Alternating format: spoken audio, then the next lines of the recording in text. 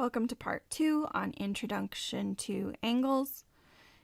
We are going to look at the relationship between degrees and radians. Now remember, a radian is just a radius, and the radius could be scaled given your situation. So if you are working with engineering, anything that spins or rotates, you're going to end up dealing with degrees and radians and converting back and forth between the two. So if you are in a degree, unit of measure in degrees, and you need to convert it to radians, then you would multiply by pi over 180 degrees. Now you can think of this as pi radians or radiuses over degrees, and the other one, to convert from radians to degrees, you would put the degrees in the numerator and the radians in the denominator. So if you look at this, 180 degrees equals pi radians. So if you were to think about going from standard position on a unit circle and rotating around counterclockwise, this would give you 360 degrees.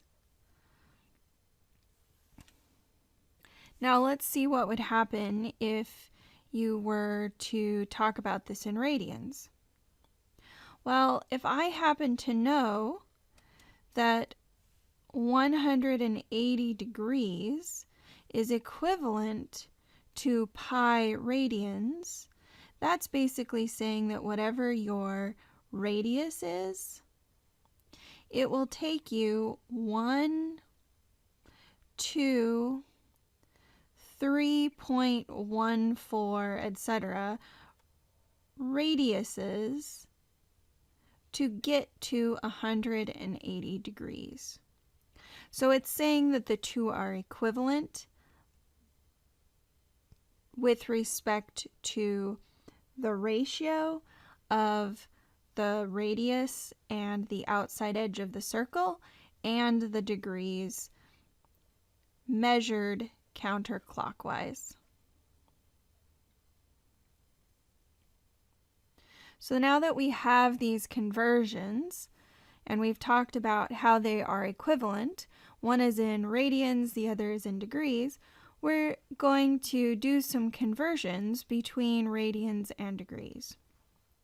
And this is going to become something that you need to be very comfortable with, because I will not say it's in radians after a few examples.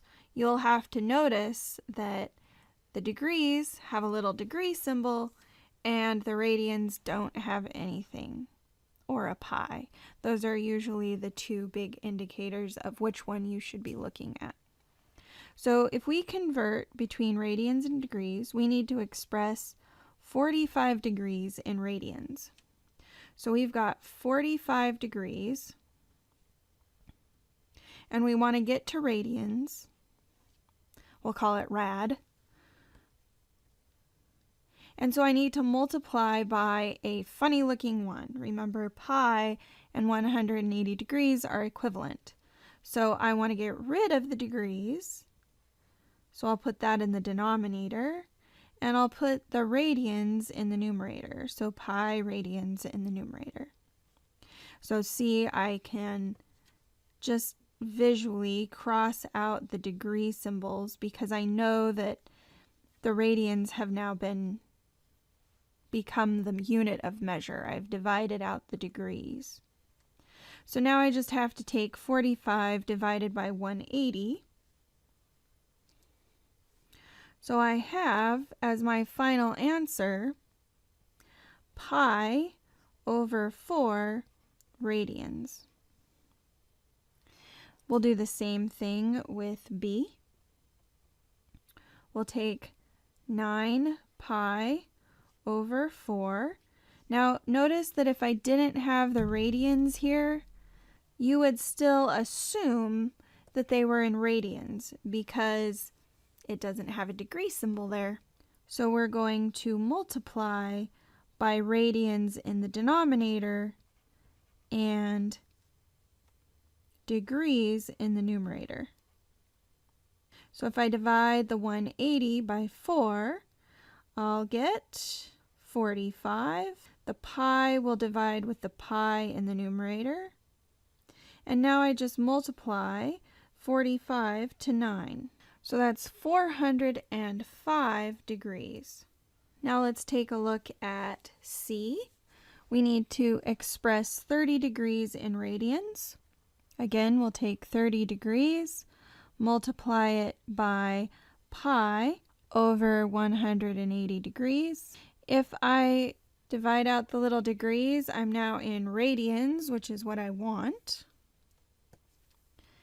And 30 divided by 180 is going to be pi over 6. And that is radians. We have pi over 3 radians, and we want to convert that to degrees. So we want radians in the denominator, and we want degrees in the numerator. We'll go ahead and divide out the pi radians, and we're left with 180 degrees divided by 3, which will give us 60 degrees. Now let's take a look at graphing the angles. Now we talked about how you'll always measure your angle from the horizontal. So I'll graph 1 degree as this very, very, very minimal angle. B, we have 1. Now notice 1 does not have a degree symbol up at the top right, which means it's a radian. And so that's not really obvious. What's 1 radian look like? That just means that if you have a radius of 1, you know that 1 radian would curve around so that the distance from the vertex out to the edge of your radius would wrap around and come up to about here. And remember, it takes 3.14 radiuses to get to 180 degrees. So another way you could convert this is take 1 radian, put pi radians in the denominator and 180 degrees in the numerator. Your radian measure would divide out, but you would still get 180 degrees divided by pi. And so it's approximately 56.29 degrees. So my angle was fairly accurate at right about here. So we'll say that's the angle theta.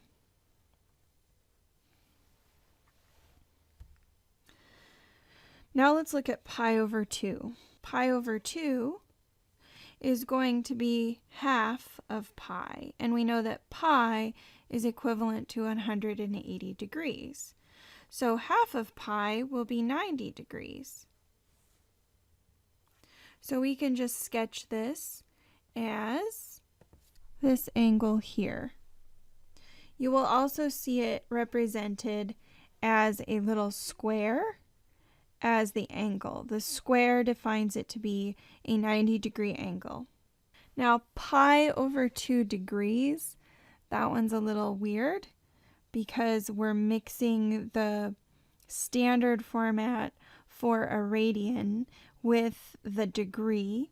So we'll just go ahead and calculate what pi over 2 represents. And that's the degree. It's 1.57 degrees. So it's just very, very minimally larger than part A. It's a tiny little angle.